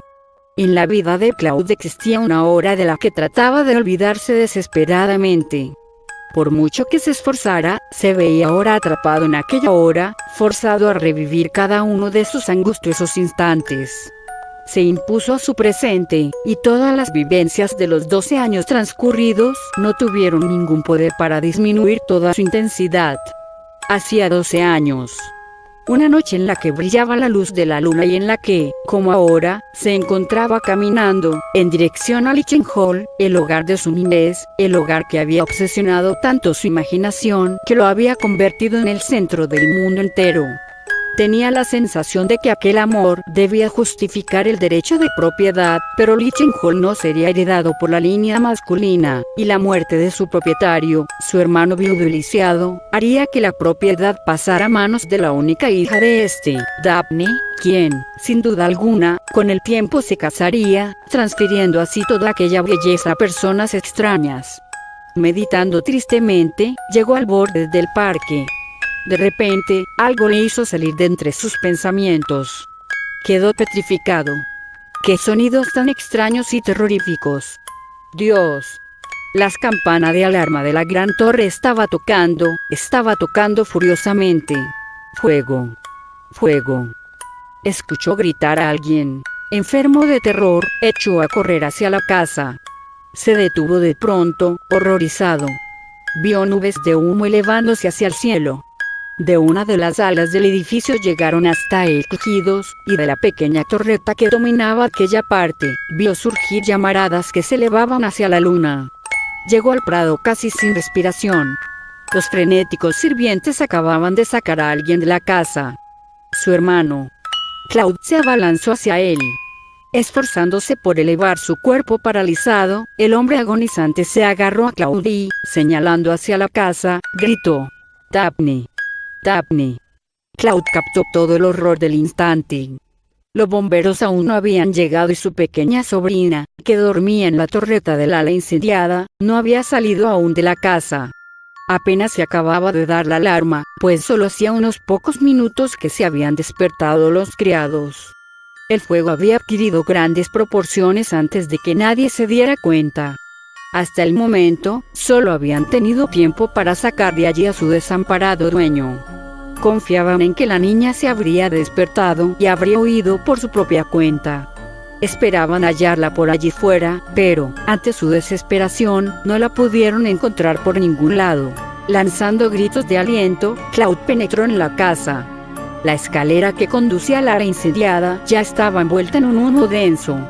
Claude rompió una ventana y, respirando con dificultad, se abrió paso hacia arriba, llegando finalmente a la sofocante habitación, donde vio a Daphne en el suelo, cerca de la ventana. El humo la envolvía. Estaba inconsciente, pero aún respiraba. Había llegado tiempo.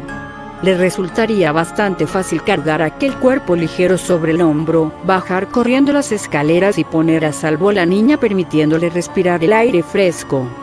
Claude se vio con claridad a sí mismo haciendo esto, y vio también la alegría en los ojos de su hermano. Pero, simultáneamente, en su mente se dibujó otra imagen. La niña abandonada allí, tal y como estaba, inconsciente, sin sufrir, sin horror alguno, sin saber nada, sin despertarse, ignorándolo todo, su propio futuro. Lichtenhall. Su cuerpo parecía actuar sin conciencia, sin voluntad propia. Algo se apoderó de sus miembros. Nunca decidí hacerlo. Nunca lo decidí. ¿Cuántas veces acudieron aquellas mismas palabras a su mente, después de aquel día? Tras reclinarse, elevó el cuerpo de su sobrina. El pelo rubio y quemado le rozó la mejilla. En un instante, escondió el cuerpo. Lo dejó debajo de la cama. Después tuvo que bajar de nuevo las humeantes escaleras. Salió del edificio tosiendo. No he podido encontrarla. Balbuceó ante las horrorizadas personas allí reunidas. No está en la habitación. Tiene que haber salido. Su hermano lanzó un grito de desesperación. 2 minutos después llegó la brigada contra incendios. Claude se hizo cargo del control, dirigiendo a los bomberos para que buscaran a Daphne en cada una de las habitaciones del ala incendiada, excepto en la suya, en donde estaba la niña. Finalmente vio como el ardiente y destrozado techo de la torreta se desplomaba. El incendio no tardó en ser apagado. Se pudieron salvar todos los cuadros. El veredicto del juez fue: desgraciadamente, la pobre niña se refugió debajo de la cama y, por este motivo, su valiente tío fue incapaz de encontrarla. El padre de Daphne, Dios, sus ojos.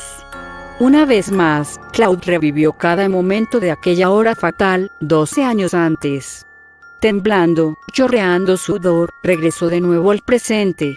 Pero aún siguió viendo los ojos de su hermano. Había amado a Daphne tanto como él amaba a Horacio Hyacinthe. Ante este pensamiento, el corazón de Claude se contrajo, sintiéndose agonizar. Podía suponer que la había amado igual. ¿Por qué no? ¿No fue su sobrina tan encantadora, tan delicadamente dulce y joven como su hija? ¿Y su impaciencia? ¿Acaso su pequeña sobrina no le había querido igual? La perfecta compañera de juego, como él solía llamarla. Aquella misma noche, se había despedido de ella, deseándole las buenas noches, en su pequeña cama. Ya es hora de marcharse a dormir, le había dicho. Oh, me molesta dormir. Trató de engatusarle, jugando con sus dedos sobre su mejilla, y pidiéndole que se quedara. Si apenas he tenido tiempo para jugar. Una vez más, sintió el ligero peso en sus brazos, el pequeño cuerpo inconsciente que habría podido revivir con tanta facilidad para alimentar su ávido espíritu, para dar la bienvenida a la vida que tanto amaba. Si casi no he tenido tiempo para jugar. La mente de Claude regresó del pasado al presente, volvió después al pasado y regresó de nuevo al presente. Si casi no he tenido tiempo para jugar. Y el caballo de cartón, moviéndose, sin ningún jinete. Y Hyacinthe haciendo salidas nocturnas, ella sola. Y los extraños impulsos de su esposa. Jugando al escondite. Todas estas preguntas cruzaron por su pensamiento. Se encontraba ahora cerca de la casa, casi en el hogar, con Laura y Hyacinthe, y mañana por la noche, los tres estarían muy lejos de allí. Pero, entre tanto, se sentía tan subyugado por los viejos recuerdos de hace 12 años, que le parecía escuchar realmente aquel terrible sonido de la campana de alarma y gritos de fuego. Fuego. Dios. Qué reales, qué fuera de sí mismo parecían sonar aquellos ruidos. Pero aquello solo era el pasado. ¿Acaso estaba perdiendo la capacidad de sus sentidos? Aquel camino le podría conducir a la locura. Tenía que marcharse de allí, abandonar la casa, regresar a América. Los sonidos eran insistentes en sus oídos, y se hicieron más fuertes. Cada vez más fuertes. La ilusión era completa. Dios. ¿No serían verdaderos? ¿No se estarían produciendo realmente ahora? Al doblar la esquina que dejaba la casa a la vista, Claude se detuvo, mirando fijamente. Sí, era cierto. El presente y el pasado se habían unido. Las campanas, aquel sonar alocado, sus sonidos eran actuales. Estaban sonando ahora. Habían pasado 12 años, pero Lichtenhall se había incendiado de nuevo, furiosamente. ¿Cómo podía el fuego haber adquirido tales proporciones? Se habían instalado en la casa los medios más modernos para extinguir cualquier incendio. Claude echó a correr. Subió la colina y llegó al prado. En esta ocasión era la otra ala del edificio la que se había incendiado, la occidental, en la que él, Laura y Hyacinthe dormían. El piso superior ya se había convertido en una furiosa llamarada. Una multitud miraba hacia arriba, con las caras pálidas, enrojecidas por el resplandor del fuego. Aquella mujer que gritaba, tratando desesperadamente de librarse de los brazos que la sujetaban, podía ser su propia esposa. De una forma inconexa, y a través de varias voces, Claude se enteró de la situación. El suministro de agua se había helado, y todas las tuberías estaban inutilizadas. Los hilos del teléfono se habían cortado, pero alguien había salido en coche para avisar a los bomberos. Debían llegar en cualquier momento. Mientras, la niña, su hija, seguía arriba, y no se podía pasar por la escalera de madera. Se había incendiado antes de que nadie se diera cuenta de lo que ocurría. Su esposa no se había acostado aún y, como solo la familia vivía en aquella parte del edificio, no había nadie más allí. La niña estaba arriba completamente sola, atrapada en aquel horror en llamas, y ni con la escalera más larga se podía llegar a la ventana de su habitación. Una segunda escalera. Sí, estaban tratando de atar con cuerdas 2 escaleras, y varios hombres se habían ofrecido ya para subir. No. Claude insistió en subir él mismo. Gracias a Dios. Ahora, las 2 escaleras estaban unidas con suficiente seguridad. Aún había tiempo, aunque no se podía perder ni un segundo.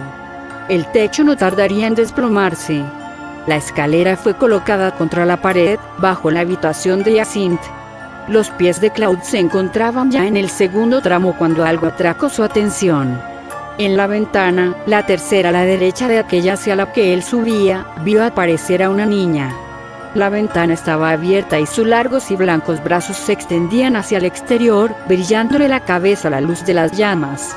«Muevan la escalera, rápido», gritó Claude. No está en su habitación. Está en la habitación de juego. Ahí. Al otro lado. ¿Es que no la veis? Allí, asomándose por la ventana. Nadie vio nada, pero le obedecieron ciegamente. Algunos hombres se adelantaron y unos brazos ansiosos cumplieron sus órdenes. La escalera fue trasladada bajo la ventana señalada por Claude. Sonaron unos gritos. Claude siguió subiendo, subiendo. Ya cerca de la cúspide, elevó la cabeza y se encontró mirando directamente el rostro sonriente de la niña que había perecido entre las llamas 12 años antes. Mientras miraba, petrificado, la encantadora sonrisa, el rostro se difuminó y desapareció. Allí no había nadie. Después de lanzar un grito, que ninguno de los que estaban abajo olvidaría jamás, Claude volvió a bajar la escalera con toda rapidez. La otra ventana. Balbuceó, de nuevo la otra ventana. Con una increíble rapidez, la escalera fue llevada bajo la otra ventana. Pero no con la rapidez suficiente. Los pocos minutos de retraso fueron fatales. En el instante en que los coches de bomberos enfilaban el camino de entrada a la casa, el techo se desplomó. Una vez más, se salvaron todos los cuadros y se recuperó un pequeño cuerpo. Cynthia Skid, 1887-1960.